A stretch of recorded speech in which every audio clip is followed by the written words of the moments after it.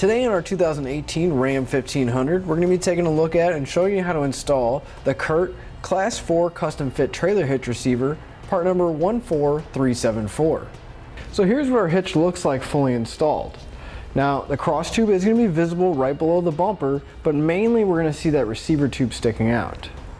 It is a Class 4 hitch, which means it's going to give us that 2-inch by 2-inch receiver tube opening, and it's got that nice reinforced collar, giving it added strength and just an overall finished look to it. Now the way we're going to mount all of our accessories is going to be through this hole here on the side, and it's going to accept a standard 5/8 pin and clip. They're not included, but you can pick some up on our website using part number PC3. As far as the safety chain connection points go, it's going to be a plate style welded to the bottom. And as you can see, we're not going to have any trouble getting most size hooks on or off. Just keep in mind that if you are using a locking device, that pinhole is pretty close to where the safety chains go, so you want to make sure that it doesn't interfere with anything. Now as far as weight capacity goes, our hitch is going to have a 1,000 pound tongue weight along with a 10,000 pound gross trailer weight rating. It is designed to work with weight distribution systems, which is going to bump up the tongue weight to 1,200 pounds and the gross trailer weight rating up to 12,000 pounds. With that in mind, I do want to mention that you always want to double check your vehicle's owner's manual and make sure you don't exceed the manufacturer's recommended weight. I'd like to give you a few measurements that will help you when deciding for accessories for your new hitch, such as a ball mount, bike rack, or even a cargo carrier. From the center of the hitch pin hole to the outermost edge of the bumper, it's going to be right about 2.5 inches. And from the ground to the inside top edge of the receiver tube opening, it's going to be right about 20 inches. Now that we've seen what our hitch looks like and gone over some features, let's show you how to get it installed. To begin our installation, we're going to come to our back bumper, and we're going to have our bumper support here. And if we move towards the front of our truck, we're going to have one bolt that we're going to have to remove out of that bumper support.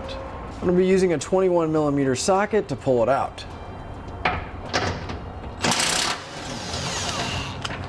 We're going to want to hold on to this bolt because we are going to be reusing it, and we'll remove the other one on the other side as well.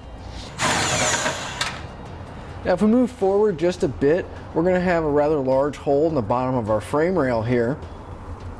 You're going to want to grab your fish wire, and we're going to take the smaller of the two spacer blocks, and we're going to slide that right over the coiled end.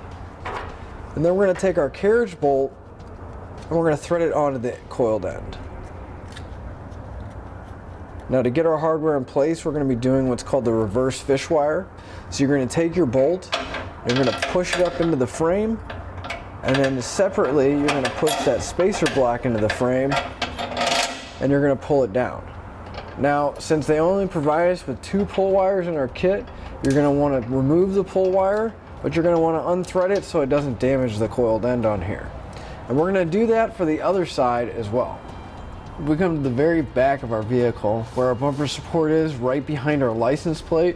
We're going to notice that we're going to have 2 oblong holes that are in our bumper support. And we're going to take that same fish wire and we're going to put it in the oblong hole, and on the passenger side we're going to push it towards the passenger side so that it comes out at the end of the frame rail there. Now you want to make sure that you leave a little bit coming out of that oblong hole, but you can still access the coiled end. Now we're going to be doing the same thing. We're going to take the large spacer block this time. We're going to slide it over the coiled end. We're going to take another one of our carriage bolts and thread it on. Then we're going to take them and we're going to push them into the bumper support.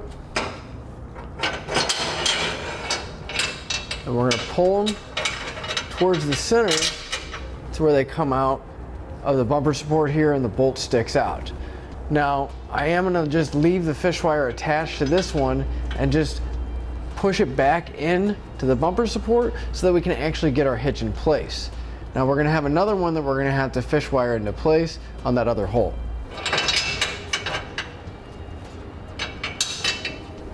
Now with an extra set of hands, we're going to get our hitch put in place. Just want to go from the back side of the truck and put your pull wires into the center part of the hitch. We're going to lift it up. Actually pull on the bolt leads so the bolt will come out just a little bit and help support our hitch. Then we're going to take our factory M14 bolt and thread it back through the hitch and back into the frame. Now on each side, I'm going to come back with that 21mm socket, and I'm going to snug up the bolts to make sure that the hitch is going to support itself. We can take our flange nuts, and for the bolts coming down from the bottom of our frame, go ahead and secure it. We'll put those on hand tight so we can get the rest of our hardware in place. And for the bolts on the back of the hitch, we can go ahead and remove the pull wire. Just want to be careful not to drop that bolt back into the bumper beam. Once you have the pull wire removed, we're going to grab another one of our flange nuts and secure it down.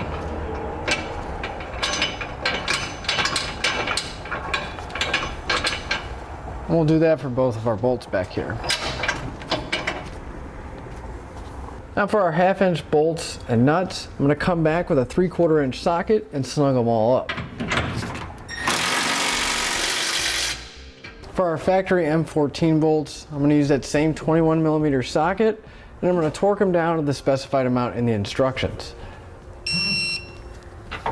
I'll repeat that for the other one as well. I'm going to come back with a 3/4 inch socket and torque down my 1/2 inch hardware to the specified amount.